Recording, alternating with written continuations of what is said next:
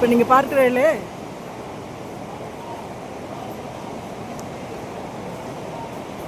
Temple, பத்ரிகாசிரம் temple,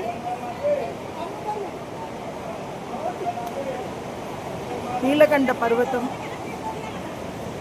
Alaknanda. என்ன சொல்லப்படுறதுன்னா, இதோட விசேஷம் என்னன்னா, நாரதர் ஸ்ரீ வைகுண்டத்துக்கு போறார். வைகுண்டத்துக்கு போன உடனே மகாவிஷ்ணுவையும் லக்ஷ்மியையும் பார்க்குறார். மகாவிஷ்ணு லக்ஷ்மிக்கு சேவை சாதிக்கிறார். இதை பார்த்த உடனே அவர் விக்கிச்சு போயிடுறார். அப்போ பகவான் நினைக்கிறார், சரி நம்ம செய்யக்கூடாத செஞ்ச மாதிரி அவள்லாம் பார்க்குறா, அதனால நம்ம தபஸ்க்கு இறங்கிடுவோன்னு சொல்லிட்டு அங்கேருந்து இறங்கிடுறார். வந்து எல்லா இடமும் தேடுறார், எந்த இடத்துல நம்ம வந்து தபஸ் பண்ணலாம் அப்படின்னு பார்க்குறார். டேஸில் இந்த க்ஷேத்திரத்துக்கு வரார். இந்த க்ஷேத்திரத்தில் விருத்தபத்ரி,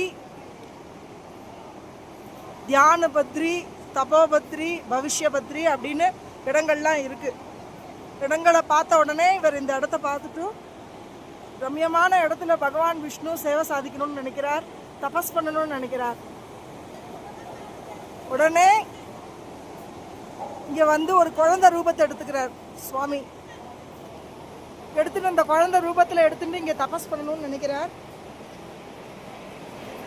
அப்போ அந்த ஒரு குழந்தையா வந்தோடனே அந்த குழந்தையா அழுது காமிக்கிறார் சுவாமி. அழுத உடனே அங்கேருந்து பார்வதி தேவி வந்து இவரை குழந்தைய கட்டி அணைச்சிக்கிறா. அப்போ எந்த இடத்துல தபஸ் பண்ணணும்னு நினைக்கிறப்போ அந்த குழந்தை அவர்கிட்டே இருக்கா, பார்வதிட்டே இருக்கிறது குழந்தை. அப்புறம் இங்கேயே இருக்கார் சுவாமி. அப்புறம் கொஞ்ச நாள் ஆன உடனே இங்கேயே இந்த இடத்துலையே தபஸ் பண்ண உட்கார்றார்.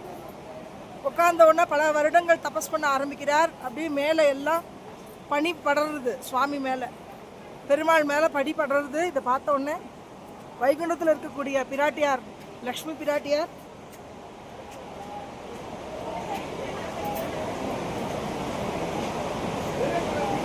பார்க்குறா, நம்ம மகாவிஷ்ணு இப்படி தபஸ் பண்ணிட்டு இருக்காரு, நம்ம இங்க இருக்கோமே நினைச்சுன்னு அவளும் ஓடி வரா. பத்ரி அப்படிங்கிற ஒரு மரமாக தான் ஆயிடுறா. பகவான் எங்க விஷ்ணு எங்க தபஸ் பண்றாரோ அந்த இடத்துல பின்னாடி ஒரு மரமா ஆகி அவ அப்படியே நிக்கிறா. பகவானுக்கு மேல ஒரு விழக்கூடிய அத்தனை பனி துகள்களையும் தான் தாங்கி கொண்டு பல வருடங்கள் பகவான் தபஸ் பண்றார்.